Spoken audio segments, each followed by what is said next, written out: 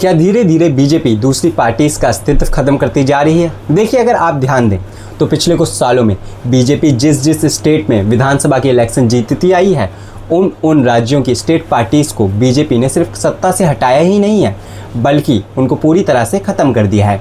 Bengal election के बाद TMC का हाल तो आप देख ही रहे होंगे। इससे पहले बीजेपी ने दिल्ली इलेक्शन के वक्त आम आदमी पार्टी के सभी टॉप लीडर्स को जेल में पहुंचा दिया था और इलेक्शन के बाद पार्टी को पूरी तरह से तोड़ दिया था। राघव चड्ढा तो याद ही होंगे आपको, जो कभी बीजेपी को गुंडों की पार्टी कहा करते थे, लेकिन आज वो खुद बीजेपी का हिस्सा है।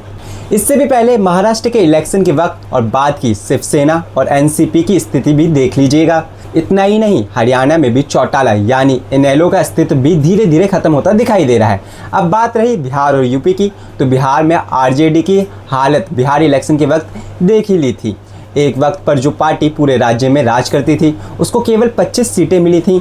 तो वहीं यूपी की बात करें तो यूपी में मायावती की पार्टी बीएसपी सिर्फ बीजेपी के लिए वोट काटने का काम करती है। शायद यूपी 2027 इलेक्शन में अगर बीजेपी जीत जाती है तो एसपी की भी बुरी हालत हो सकती है। बीजेपी सिर्फ सत्ता हासिल नहीं कर रही है, बल्कि वो साम दाम दंड भेद हर तरीके से अपना कंपटीशन पूरी तरह से खत्म करने में लगी हुई है।